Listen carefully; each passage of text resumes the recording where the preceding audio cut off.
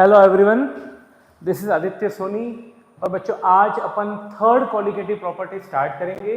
बेटा अभी तक अपन लोगों ने relative lowering of vapour pressure RLVP और एलिवेशन इन बॉइलिंग पॉइंट के कंसेप्ट्स को समझा और उनके कुछ इंपॉर्टेंट न्यूमेरिकल को सॉल्व किया। आज अपन qualitative property third that is depression in freezing point के बारे में डिस्कस करते हैं। जल्दी से उसको एक बार क्विक कंसेप्चुअल रिवाइज करते हैं और उसके बाद कुछ न्यूमेरिकल सॉल्व करते हैं। ठीक है, तो बेटा फ्रीजिंग पॉइंट है ना, तो फ्रीजिंग पॉइंट के कंसेप्चुअल चीजों को अपन पहले एनालाइज करते हैं। फ्रीजिंग पॉइंट होता क्या है, जैसा मैंने आपको समझाया था कि बेटा बॉइलिंग पॉइंट एक वो पॉइंट होता है जिसमें किसी भी लिक्विड पॉइंट का जो वेपर प्रेशर है वो एटमॉस्फेरिक प्रेशर से इक्वल हो जाए, वो उस पर्टिकुलर कंपोनेंट का, लिक्विड का या फिर सॉल्यूशन का वो एक बॉइलिंग पॉइंट होगा। ठीक है ना, जहां पर उसका वेपर प्रेशर एटमॉस्फेरिक प्रेशर से इक्वल होता है। लाइकवाइज फ्रीजिंग पॉइंट किसको कहते हैं, तो फ्रीजिंग पॉइंट एक वो पॉइंट होगा जहां पर किसी भी पर्टिकुलर कंपोनेंट की, ठीक है ना, कोई भी कंपोनेंट है, लिक्विड कंपोनेंट है, उस कंपोनेंट की जो लिक्विड फेज है, ठीक है ना, जो उसका लिक्विड फेज है, ठीक है, वो एक इक्विलिब्रियम स्टेट में आ जाए। किससे बताओ बेटा, सॉलिड फेज के साथ इक्विलिब्रियम में आ जाए। ये अगर इक्विलिब्रियम एस्टैब्लिश हो गया है तो डेफिनेटली आप कहेंगे कि ये एक फ्रीजिंग पॉइंट आ गया है। तो फ्रीजिंग पॉइंट का सबसे पहली कंडीशन तो ये है कि जैसे आपने वाटर लिया, तो बेटा पानी लिया आपने 1 लीटर, उसको आपने फ्रीज करना स्टार्ट किया, तो फ्रीजिंग पॉइंट वो पॉइंट नहीं होगा जिसमें पूरा की पूरा वाटर जो आइस में कन्वर्ट हो जाए। ठीक है ना, फ्रीजिंग पॉइंट तो बस एक वो पॉइंट है जहां पर कुछ टाइम के लिए टेम्परेचर कांस्टेंट हो जाता है और उस टाइम पर उस पर्टिकुलर कंपोनेंट का या जो आपने वाटर लिया है उसका, उसकी लिक्विड फेज और उसकी सॉलिड फेज दोनों इक्विलिब्रियम में एस्टैब्लिश हो जाते हैं। Rate of solidification and rate of melting वो सेम हो जाते हैं। तो ये भी एक फ्रीजिंग पॉइंट है। और जब अगर सपोज लिक्विड फेज और सॉलिड फेज किसी कंपोनेंट के इक्विलिब्रियम में आ जाए तो उस पर एक चीज और होगी, और उस पर यह होगा कि उसके लिक्विड स्टेट का जो वेपर प्रेशर है, जो लिक्विड स्टेट का जो वेपर प्रेशर है वो सॉलिड स्टेट के वेपर प्रेशर से बराबर हो जाएगा। तो जरा ये भी ध्यान रखें क्योंकि एग्जाम पॉइंट ऑफ व्यू से हो सकता है सीबीएसई वालों के असर्शन रीजन या कॉम्पिटिटिव लेवल पर कभी फ्रीजिंग पॉइंट से ही क्वेश्चन आ जाए कि फ्रीजिंग पॉइंट क्या है। तो आपको ये तो पता है कि बॉइलिंग पॉइंट में तो उस कंपोनेंट का जो है वो वेपर प्रेशर एटमॉस्फेरिक से बराबर हो जाता है। तो फ्रीजिंग पॉइंट में बच्चे कई बार गलती करते हैं। तो फ्रीजिंग पॉइंट में दो चीजें होती हैं, ध्यान रखेंगे। सबसे पहले उस कंपोनेंट का लिक्विड फेज उसके उसी कंपोनेंट के सॉलिड फेज के से इक्विलिब्रियम में आता है, और दूसरी चीज ये होती है कि उसी पर्टिकुलर कंपोनेंट का जो लिक्विड फेज का जो वेपर प्रेशर है वो उसी कंपोनेंट के सॉलिड फेज के वेपर प्रेशर से इक्वल हो जाता है। तो अल्टीमेटली कौन सा पॉइंट है, फ्रीजिंग पॉइंट है। ठीक है, तो अब आगे बढ़ते हैं। फ्रीजिंग पॉइंट का डिप्रेशन कैसे होगा, जैसे कि आपने कुछ अमाउंट सॉल्यूट का सॉल्वेंट में ऐड किया तो ऑफकोर्स ही बात है कि उस पर्टिकुलर सॉल्यूशन का जो वेपर प्रेशर है वो डिक्रीज होगा।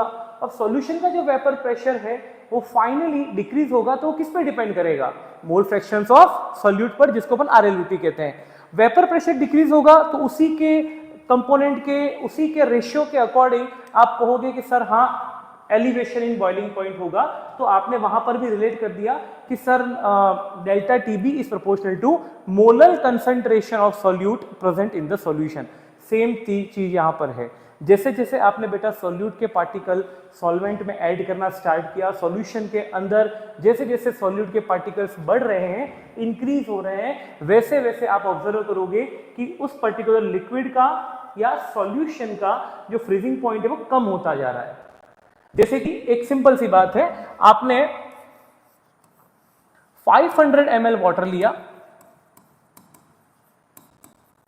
ठीक है, और यहां पर आपने कोई नॉन वोलेटाइल सॉल्यूट ले लिया, ठीक है ना, ये एक नॉन वोलेटाइल सॉल्यूट है और 500 ml वाटर, मैं इसको B से डेजिग्नेट करूंगा। मैं कई बार कहा है सॉल्यूट को A और सॉल्वेंट को B से डेजिग्नेट करेंगे।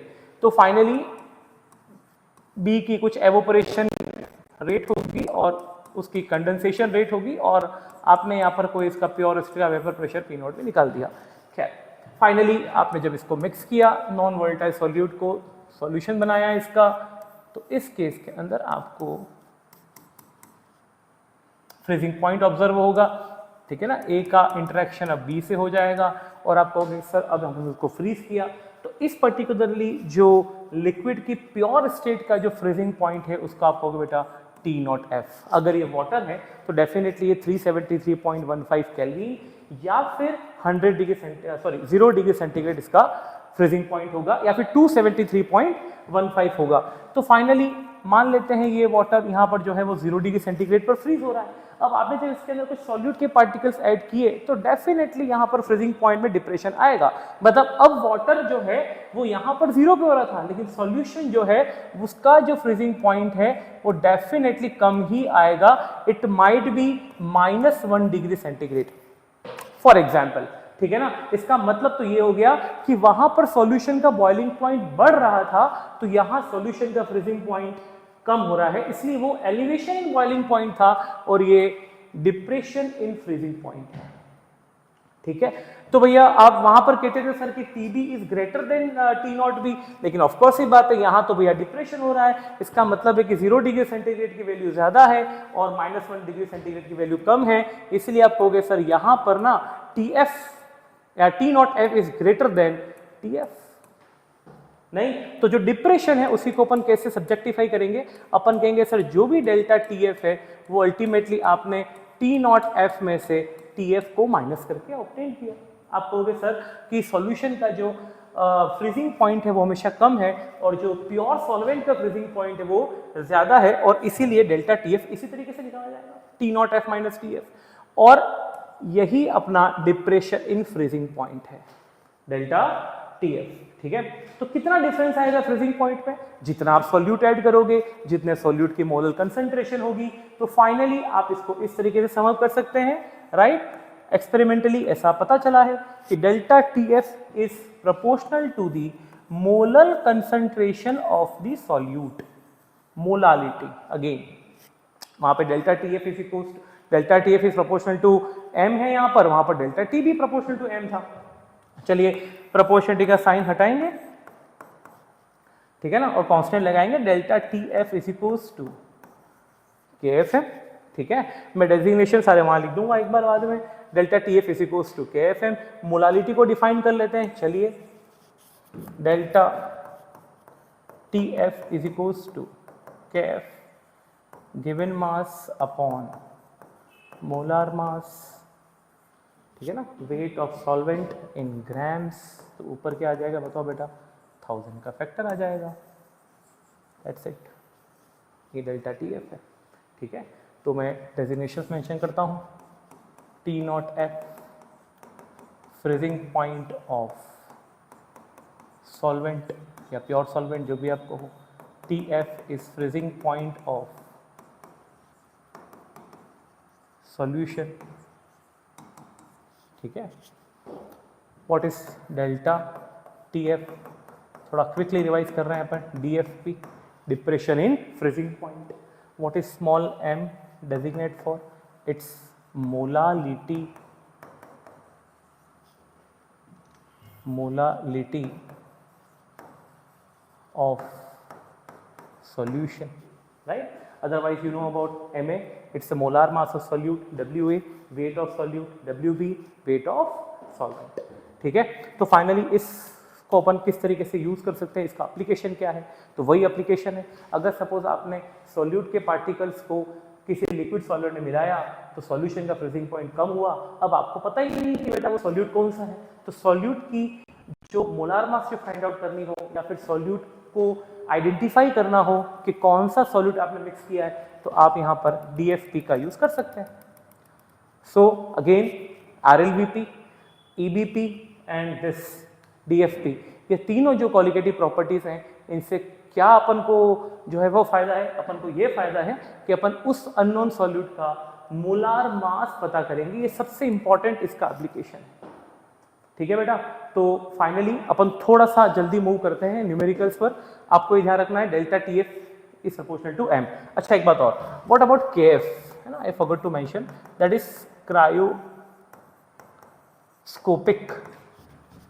कांस्टेंट, है ना, या इसको molal depression in freezing point constant, तो आप इसको क्रायोस्कोपिक कांस्टेंट कहेंगे KF को, ठीक है। चलिए अब आगे बढ़ते हैं। अच्छा यूनिट सेम है KF और KB की, ठीक है, ये भी ध्यान रखना, आप चाहो तो फाइंड आउट कर लो। KF is equals to again delta TF upon M, अपन ने वहां पर भी फाइंड आउट किया था, तो KF की जो यूनिट निकल करके आएगी वो केल्विन किलोग्राम पर मोलल, ठीक है ना, आई बात समझ में। तो ये इस तरीके से अपन को इस फ्रीजिंग पॉइंट के कंसेप्ट को समझना है। चलिए फटाफट न्यूमेरिकल पे आते हैं। क्या है numerical? 45 grams of ethylene glycol C2H6O2 is mixed with 600 grams of water. Calculate the freezing point depression. क्या होता है freezing point depression? थोड़ा सा डेजिग्नेट इसको थोड़ा समझ जाओ, डेल्टा TF है, right. And the second one, the freezing point of the solution, मतलब आपको फ्रीजिंग पॉइंट भी निकालना है सॉल्यूशन का, तो ये क्या हो जाएगा, TF भी फाइंड आउट करना है, ठीक है, और KF दे रखा है। चलिए क्या क्या वैल्यूज दे रखी हैं उनको पहले एक बार लिख लेते हैं, solution, right. WA, what is the value of 45 grams of ethylene glycol, ठीक है ना, क्या फॉर्मूला है इसका, C2H6O2, ठीक है, इस mixed with 600 grams of water, 600 grams of water। Next, ethylene glycol का मोलार मास भी है, राइट, 2 × 12 + 6 × 1 + 2 × 16, ठीक है ना, ये आएगा 62 grams पर मोल, ठीक है, ये इसका मोलार मास आ जाएगा। अब क्या करेंगे आगे, अब आपको पूछा है द फ्रीजिंग पॉइंट डिप्रेशन, तो आप सीधी प्रॉपर्टी लगाएं, ठीक है ना, delta TF is equals to KFM, ठीक है। तो फिर delta TF is equals to KFM, तो अब यहां पर आप डेल्टा TF को डिफाइन कर लें, delta TF is equals to KF WA upon MA into WB in grams 1000 का फैक्टर दे दिया। थोड़ा स्टेप वाइज क्वेश्चन को सोल्व करेंगे, बोर्ड पॉइंट ऑफ व्यू से इंपॉर्टेंट है। डेल्टा TF आप पहले एक बार निकाल लें, तभी आपको TF फाइंड आउट होगा। डेल्टा TF, KF की वैल्यू कितनी दे रखी है, cryoscopic constant 1.86 kelvin kilogram per mole, ठीक है। तो delta TF is equals to 1.86 kelvin kilogram per mole multiply by weight of solute 45 grams into 1000 upon molar mass of solute कितना है 62 grams पर मोल into weight of solvent, how much water we are going to take, 600 grams of water। so इसको आप solve करेंगे तो delta TF जो है वो आएगा 2.25 केल्विन, ठीक है बेटा, 2.25 केल्विन, ठीक है। चलिए ये डेल्टा TF है। अब डेल्टा TF की हेल्प से अपन आगे बढ़ रहे हैं, क्योंकि आपका एम क्या है, आपको फाइंड क्या करना है, फ्रीजिंग पॉइंट डिप्रेशन, ये तो निकाल दिया आपने डेल्टा TF, पहला काम तो हो गया, राइट। चलिए next, the freezing point of the solution, तो आप T0F को डिफाइन कर लें, सॉरी डेल्टा TF को डिफाइन कर लें। What is delta TF, delta TF is equals to T0F minus TF। Delta TF की वैल्यू कितनी निकाली अपन ने, 2.25 kelvin, right. What is the freezing point of pure water, क्योंकि वाटर यहाँ पे सॉल्वेंट है, केल्विन में ही मेंशन करें, 273.15 केल्विन। मैंने पहले भी एक बात कही थी कि आपको इन न्यूमेरिकल्स में, ठीक है ना, तीनों ही न्यूमेरिकल्स में आपको सेंटीग्रेड और केल्विन को इंटर कन्वर्ट करने की जरूरत नहीं है, क्योंकि आपको डिफरेंस निकालना है, ये ध्यान रखना। तो एग्जाम में ये टाइम वेस्ट नहीं होना चाहिए कि आपको वैल्यू सेंटीग्रेड में दी और वहाँ पे आप 273.15 से ऐड करने जा रहे हो, क्योंकि दोनों जगह ऐड करोगे तो डिफरेंस तो वही आएगा। तो डेल्टा TF हो, राइट, या डेल्टा TB हो, दोनों ही केस के अंदर आपको केल्विन टू केल्विन सब्सट्रैक्ट करना है या फिर सेंटीग्रेड टू सेंटीग्रेड, ठीक है ना। सो TF वुड बी 273.15 माइनस 2.25, ठीक है, इसको माइनस करें,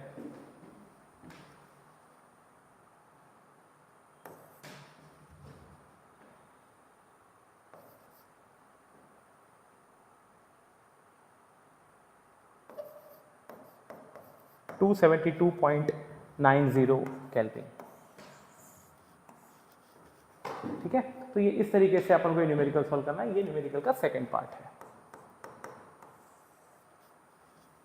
ठीक है बेटा। तो अपन ने क्या किया, न्यूमेरिकल को अपन स्ट्रक्चर्ड वे में समझ रहे हैं कि आपको न्यूमेरिकल को एक छोटे छोटे पार्ट में तोड़ना है, आप उसको ब्रेक करोगे तो ही वो न्यूमेरिकल हो पाएगा, क्योंकि जब तक आपके पास में कंसेप्चुअल क्लैरिटी नहीं है तब तक आप उसको ब्रेक भी नहीं कर पाओगे। तो यहाँ दोनों चीजें एक साथ अप्लाई होंगी।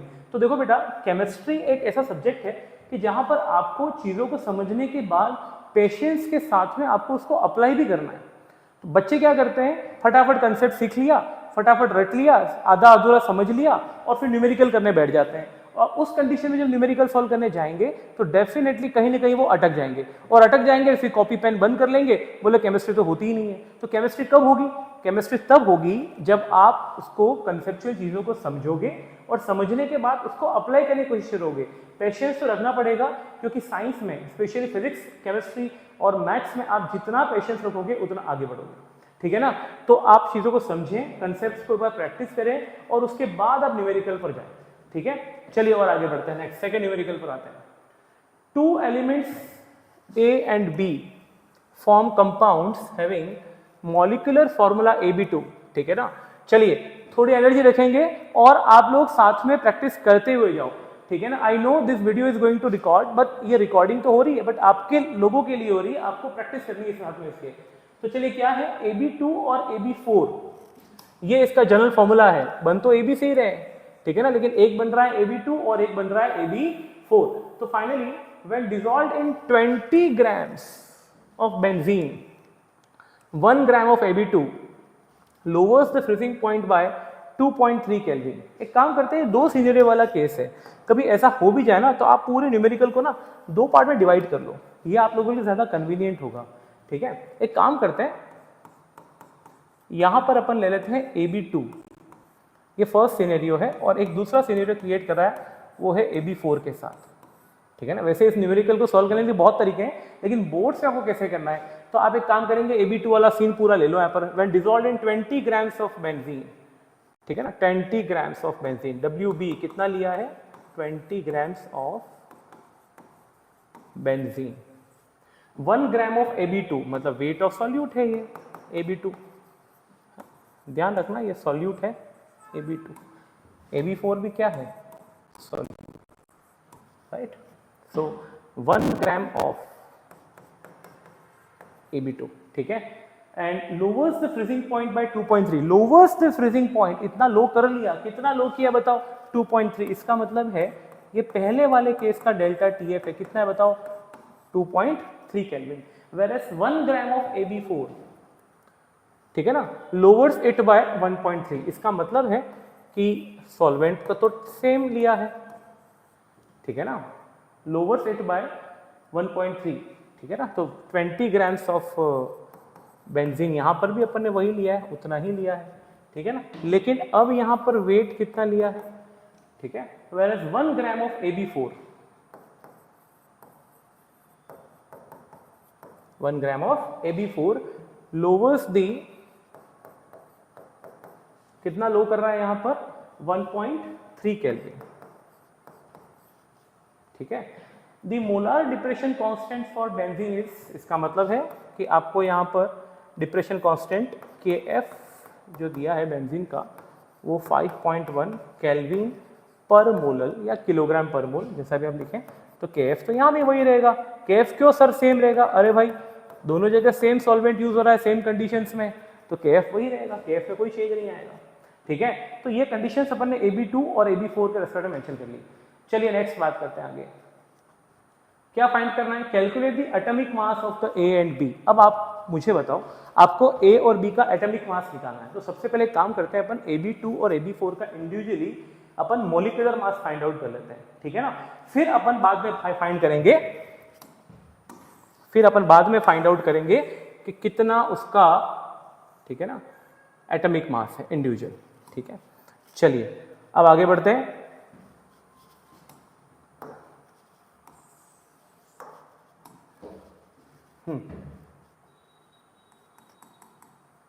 फॉर AB2 के लिए प्रॉपर्टी लगा दें, delta TF KF WA upon MA WB grams में मल्टीप्लाई बाय 1000। ठीक है, इस तरीके से। तो डेल्टा TF कितना था पहले केस में, 2.3 केल्विन। ठीक है, KF कितना है, 5.1। वेट ऑफ सॉल्यूट कितना लिया है, 1 ग्राम इंटू 1000। ठीक है, 5.1 केल्विन पर मोलल। ठीक है ना, वेट 1 ग्राम और 1000 से मल्टीप्लाई किया। मोलार मास अपन को फाइंड आउट करना है।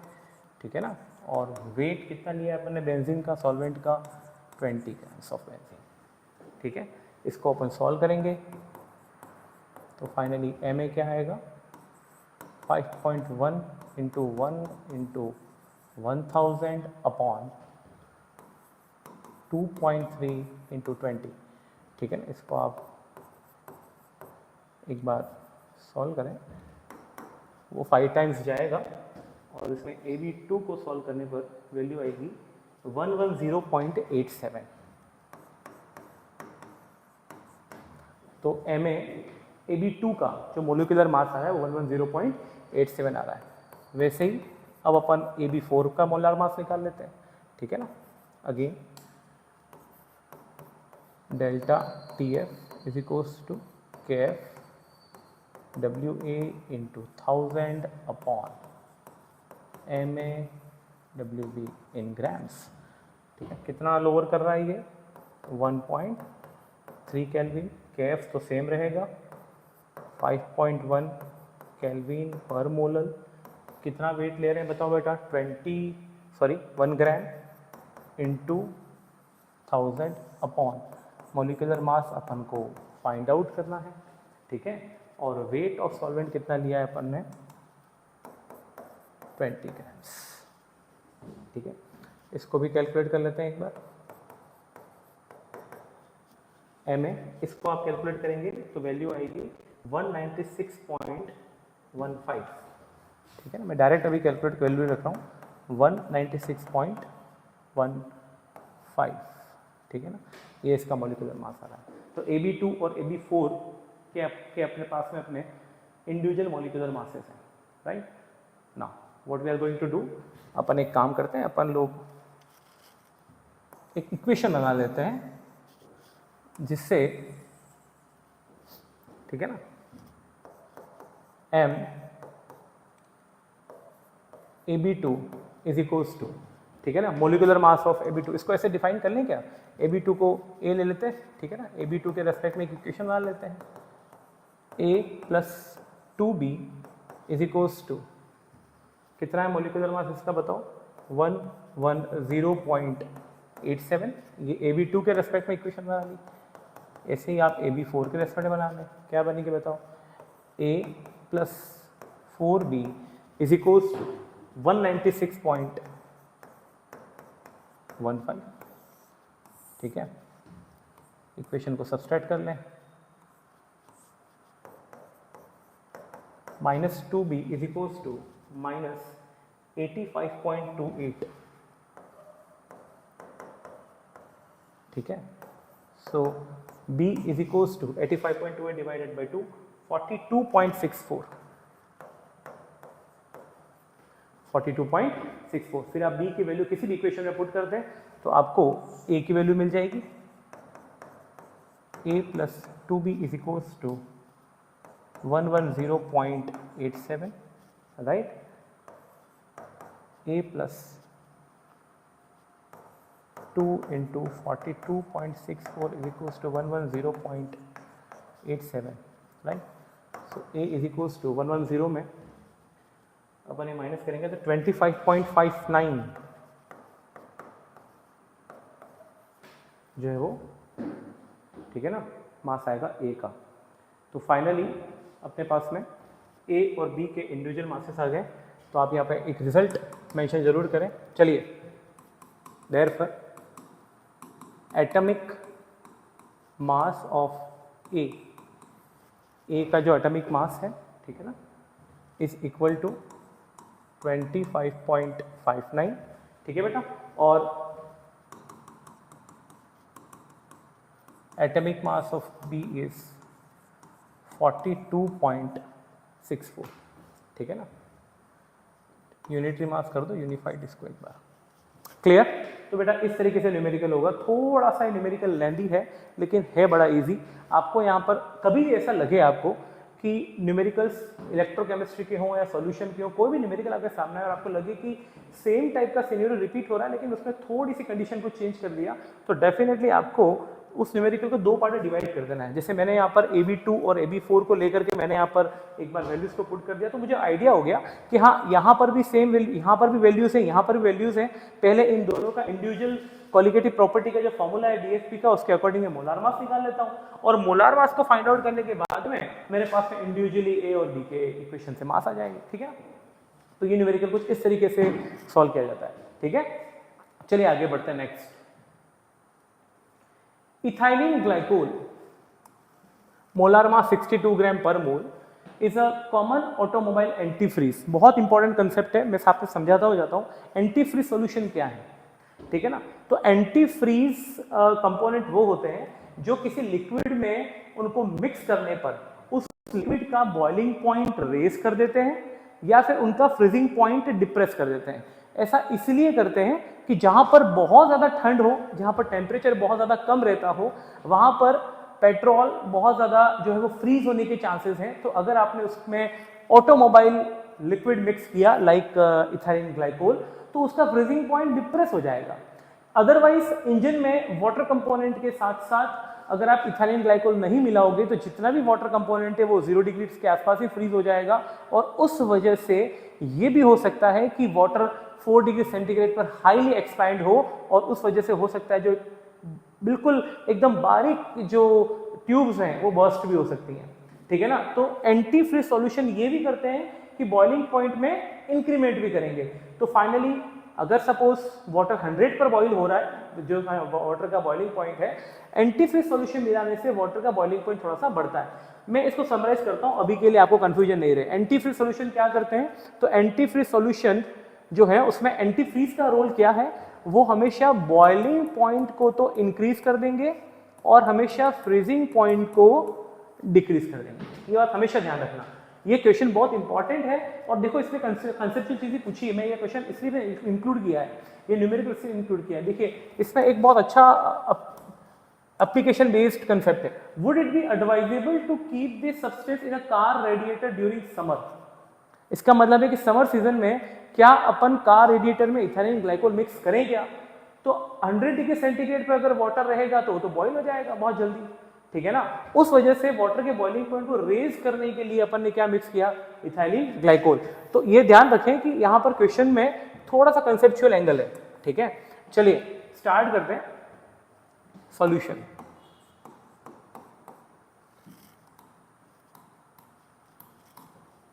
Ethylene glycol molecular mass is a common antifreeze. इसका एमए दे रखा है 62 ग्राम पर mole. Calculate the freezing point of a solution, मतलब आपको यहां पर TF फाइंड आउट करना है, containing 12.4 grams of the substance. Ethylene glycol कितना लिया है, 12.4 grams of the substance in 100 gram of water. Weight of water कितना लिया है, 100 ग्राम, ठीक है ना। तो 12.4 ग्राम इथाइलिन ग्लाइकोल को एज अ सॉल्यूट वाटर में मिक्स किया। वाटर कितना लिया बताओ बेटा, 100 ग्राम वाटर लिया है, ठीक है। चलिए आगे बढ़ते हैं। नेक्स्ट और क्या पूछा है, वुड इट बी एडवाइजेबल, ठीक है। हाँ, तो अपन को आपको KB दे रखा है और आपको KF भी दे रखा है, ठीक है। तो आप एक काम करें, आपको पहली बात तो KB, ठीक है ना, और KF, ठीक है ना, दोनों की वैल्यूज दे रखी है, ठीक है ना। तो सबसे पहला काम अपन ये करेंगे कि अपन यहां पर एक बार जो है वो डेल्टा TB से ये पता करते हैं कि सॉल्यूशन का बॉइलिंग पॉइंट क्या है, और फिर पता करते हैं कि सॉल्यूशन का फ्रीजिंग पॉइंट क्या है, ठीक है ना। तो अल्टीमेटली सबसे पहले आप delta T B is equals to K B M, ठीक है, और delta T B is equals to K B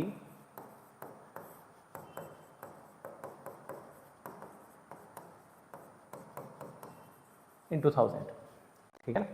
delta T B is equals to K B की वैल्यू कितनी रखी है, K B for water is 0.512 kelvin पर molar into weight कितना लिया है 12.4 ग्राम्स इंटू 1000 अपॉन मॉलिक्यूलर मास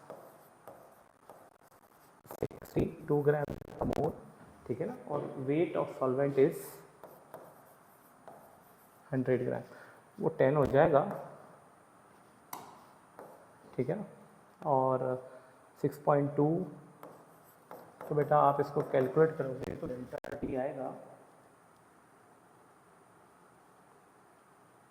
1.04 केल्विन। कितना आएगा डेल्टा टी बी 1.04 केल्विन, ठीक है ना। अब 1.04 केल्विन अगर इसका डेल्टा टी बी है, difference in the boiling point है, राइट, तो मुझे बताएं कि सॉल्यूशन का बॉइलिंग पॉइंट कितना हो जाएगा टी बी, ठीक है ना, would be what,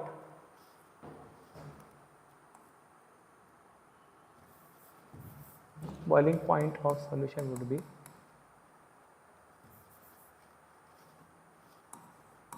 delta TB minus T naught B, ठीक है, तो 1.04 kelvin is equals to TB, solution का बॉइलिंग पॉइंट आपको फाइंड आउट करना है, और वाटर का बॉइलिंग पॉइंट होता है 373.15 केल्विन, ठीक है ना। तब आप माइनस करें इसको, मतलब ये ऐड हो जाएगा, तो it will gives you 374.19 kelvin. देखो ये एक समझने लायक कंसेप्ट है कि यहाँ पर आपको सॉल्यूशन का जो बॉइलिंग पॉइंट आया है वो 374.19 केल्विन आया है, और जो एक्चुअल में वाटर का जो बॉइलिंग पॉइंट है वो है 373.15। इसका मतलब है कि इतनी क्वांटिटी में जब अपन ये इथाइलिन ग्लाइकोल ऐड करेंगे तो बॉइलिंग पॉइंट सॉल्यूशन का बढ़ेगा। इसका मतलब है कि डेफिनेटली यहाँ पर सॉल्यूशन का बॉइलिंग पॉइंट बढ़ रहा है, इसका मतलब है ये एक प्रॉपर एंटी फ्रीज, ठीक है ना, कंपोनेंट की तरह बिहेव कर रहा है। चलिए आगे बढ़ते हैं। नेक्स्ट आपको यहाँ पर टीएफ भी फाइंड आउट करना है, तो second delta TF is equals to K F W A upon M A W B grams में इंटू 1000, ठीक है।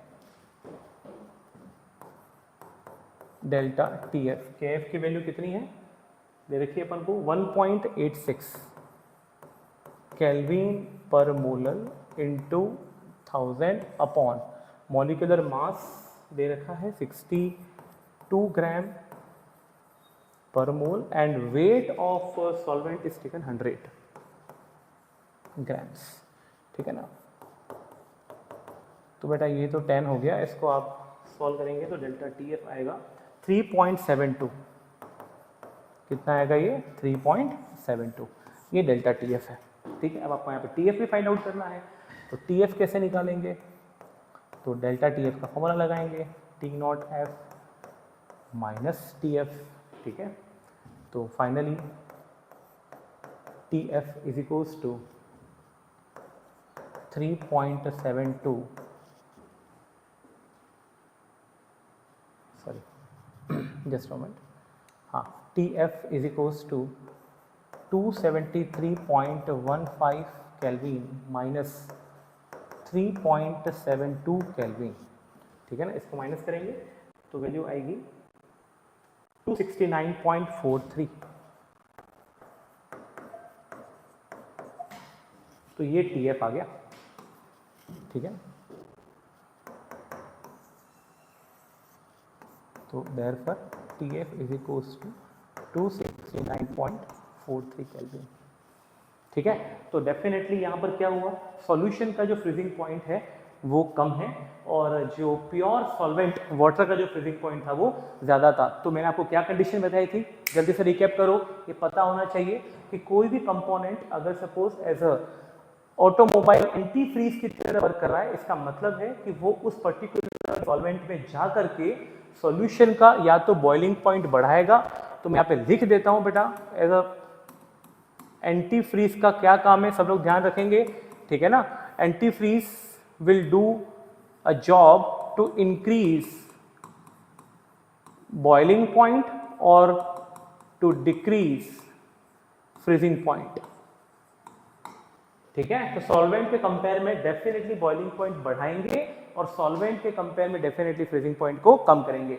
तो रीजन बेस्ड क्वेश्चन का आंसर क्या है, would it be advisable, yes, in summers we can use ethylene glycol, ठीक है ना, एज अ ऑटोमोबाइल फ्रीज, ठीक है ना, ये यूज होता है और जिससे कि बॉइलिंग पॉइंट बढ़ता है और फ्रीजिंग पॉइंट कम हो जाता है, ठीक है बेटा।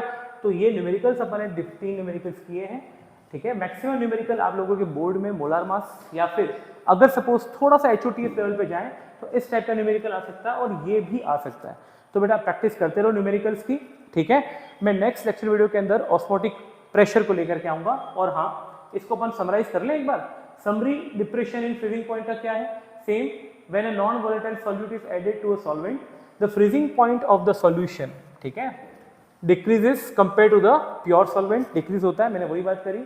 And this lowering of freezing point is called depression in freezing point, इसी को अपन DFP कहते हैं। It depends only on numbers of solid particles, numbers पे कई बार मैंने बात करी, कोलिगेटिव प्रॉपर्टी सिर्फ सॉल्यूट के नंबर्स पे डिपेंड करती है and not on their nature making it colligative property. Mathematically delta TF क्या है बताओ बेटा, IKFM। अभी अपन I को थोड़ा साइड में रखते हैं क्योंकि अपन जितने भी सॉल्यूट ले रहे हैं वो सब नॉन डिसोसिएटिव और नॉन एसोसिएटिव है, इसलिए I की वैल्यू यहाँ पर बाय डिफॉल्ट 1 है। वेंट ऑफ अपन सेपरेटली पढ़ेंगे। So where delta TF is what, depression in freezing point, and KF is molar freezing point depression constant और molar freezing point constant, cryoscopic कहते हैं इसको, ठीक है ना। I is the van't factor. और फाइनली इसका यूज क्या है, तो इसका यूज ये है कि ये किसी भी अननोन सॉल्यूट के मोलार मास को फाइंड आउट करने के लिए काम आती है, ठीक है। तो बेटा नेक्स्ट लेक्चर में अपन ऑस्मोटिक प्रेशर के बारे में पढ़ेंगे। वीडियो अच्छी लगी हो तो लाइक करो, शेयर करो और सब्सक्राइब करो। Thank you so much.